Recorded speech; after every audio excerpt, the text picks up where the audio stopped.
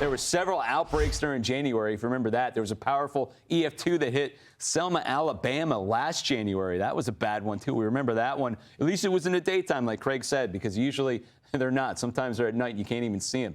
Deep South is in the prime target once again because of the ample Gulf moisture. You've got the humidity out there that begins to creep on through, and we're going to see this area begin to light up by as early as Monday evening, carrying through Monday night overnight hours into Tuesday, Craig. And those are the maps right here, and that's day 4 and 5. Yeah, and take a look at now it's been extended. Storm Prediction Center saying, hey, we need to extend this. Yeah, exactly. And into portions of the Carolinas here.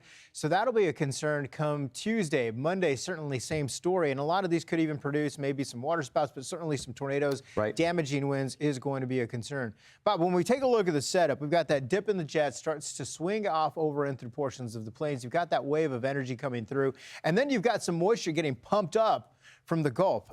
Dew points are going to go way up, and there you go, right there. They are going right up in that direction. Exactly. And you've got that inherent twisting going on by the low as well. Yeah, and you talk about that dry line. Anytime you talk dry line, places like West Texas, people are like, okay, we know.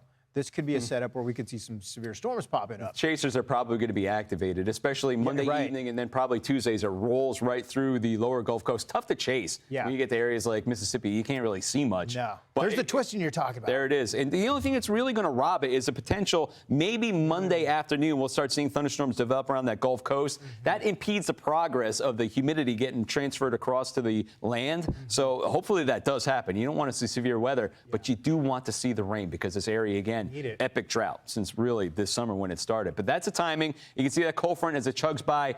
The cold front itself is going to be the catalyst for all the severe weather from Monday night through Tuesday, and it's just going to keep on chugging along with all the dynamics, and this is the typical area that we see it. Yeah, January probability, you can see this in the area we're talking about specifically right in through here now, but we're also going to see that chance in through central Florida. Again, we talked about that going up into the Carolinas, so it's not unusual, as we know. We talk about this often, Bob, this time of year, sadly, but it's January. You haven't had much practice with this. Right. And you've got the chance for storms today, but don't let your guard down thinking, oh, we missed it. This is what we're talking about with the next round coming through Monday to Tuesday. And you can see we'll see probably the supercells out ahead of the cold front. Remember, this is day 4 and 5. It's tough to predict exactly the timing and the extent where it's going to go up to the north. And if it is overnight on Monday into Tuesday morning, that's going to be an issue for states like Mississippi into Alabama and the western part of the Florida Panhandle. But this is the second storm. The first storm, we're not going to see this kind of action just because it's not quite as strong. Yeah, it's so true. You take it into the afternoon hours and notice the rain has been coming through. Some of these thunderstorms have been coming through, showers.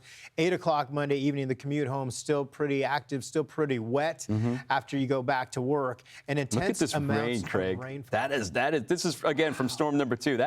Those areas that are shaded in orange. That's 3 to 5 inches of rain coming in for you. And even the yellow is a wide spread. Look at the acreage from New Orleans all the way into the North Atlantic states. Exactly. That's 2 to 3 inches of rain for the second storm. So that's just a testament that this first storm, it's going to be strong for the weekend nor'easter, but the second one is going to be the one that really knocks out people around the Midwest. I'm Amy Freeze. Welcome to Fox Weather's YouTube page. We have more great videos on the way, so make sure to subscribe to stay updated on all things weather.